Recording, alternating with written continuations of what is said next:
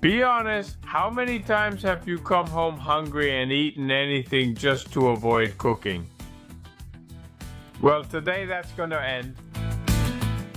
The classic carne con tomate isn't just a pasta dish. It's a go-to, the best kept secret for having dinner sorted out all week. Because today I'm going to show you the recipe that saves me on Mondays, Tuesdays, and Friday night dinners with friends. The first thing is to chop an onion, and the trick is to cut it into very thin strips and then chop them up really finely because I want the onion to practically melt away. I'm sure there are people who will wonder, why do you make things complicated if it's just meat and tomato? Because I'm really not just making meat and tomato, I'm cooking time for myself. Has it ever happened to you that your son wants empanadillas and your wife wants lasagna, and you know what? With today's recipe, I can make the base for both dishes in just 10 minutes. First very common mistake, throwing everything in there together. And I'll use the same technique for a couple of garlic cloves, which as you can see are super easy to cut into tiny cubes, as well as for 2 other vegetables that are essential. A piece of red bell pepper, always freshly washed, which I'm going to chop just like the onion, into ultra small cubes. And the same with a piece of green bell pepper. Now I'm using a large pan and adding a good splash of oil. I put it over medium heat, add the garlic, add the onion, and also both peppers.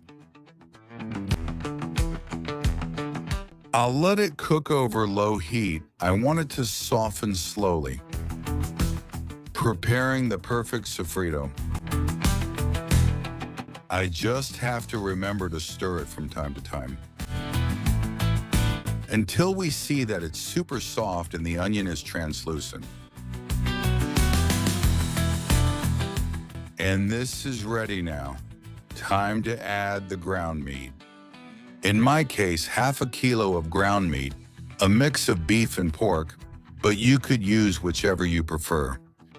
The important thing is to keep stirring it so it spreads out and breaks apart. Well, unlike when we were little, here the order of the ingredients really does affect the result.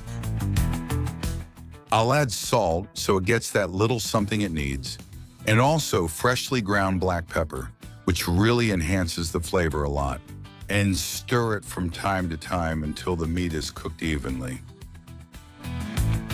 In the end, you'll notice that characteristic browning. Second very common mistake, not playing a Little bit just with the tomato sauce. If you throw in just anything, what are you going to get? Exactly, anything. So the amount matters. Use this measurement, 400 ml or 2 cups of crushed tomato to give it an authentic flavor, and 200 ml or 1 cup of tomato sauce to give it more color and a touch of sweetness. If you want to double the quantities, instead of 2 cups, use 4, and instead of 1, use 2. While the meat finishes cooking, we prepare a tomato sauce that you can use for 1,000 recipes, and it's spectacular. We add 2 cups of crushed tomato, 1 cup of tomato sauce, and salt to taste to offset a bit of the sweetness of the tomato sauce. And here's where the magic happens. I'm going to add a bit of oregano, then a bit of basil, and a good splash of olive oil, plus a pinch of black pepper, also freshly ground. And all of this, with the splash of oil I mentioned, we're going to mix quickly. And in just 30 seconds, you have a world-class tomato sauce. Absolutely wonderful. Look at the shine. If your kitchen doesn't smell amazing right now, we're doing something wrong. Now I have the meat nicely browned, so I'm adding this magic sauce. Without making it complicated, just pour it all in, and make sure to get every last drop of flavor. Then you're going to stir it around so everything mixes together. We want everything to soak up the sauce well and give it that final touch. Remember that we've never turned the heat up high, so keep it at medium or even a little lower. That slow simmer gives it an extra touch of flavor. And when you have it well mixed, you're going to cover it and let it cook even more slowly for 10 more minutes. Whoever says you can't cook with patience, clearly they're wrong. Let it sit for 10 minutes. 10 minutes of simmering. Switch to a regular plate, not a restaurant one. And you don't have to be working, just wait. And look at the texture this is getting.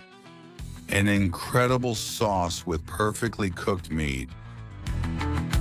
Cover it to give it the final touch. And when you see it has the texture you love, the kind that even when you move it, it leaves a little trail, then it's ready. Look how it falls. Totally creamy.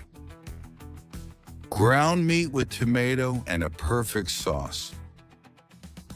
Will this dish be your next favorite? First option, the classic fresh pasta. Second option, the problem solver, white rice. Third option, a hearty filling for empanaditas so they turn out nice and juicy. Fourth option, I'm not telling you that one. You tell me in the comments. Can you guess it? What are you going to serve it with? It turns out amazing. And best of all, it saves you a lot of cooking time throughout the week.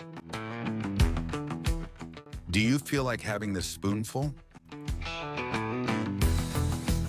If you want more recipes that make your life a little easier, you know what to do. Subscribe to Saladolandia and I'll see you in the next video.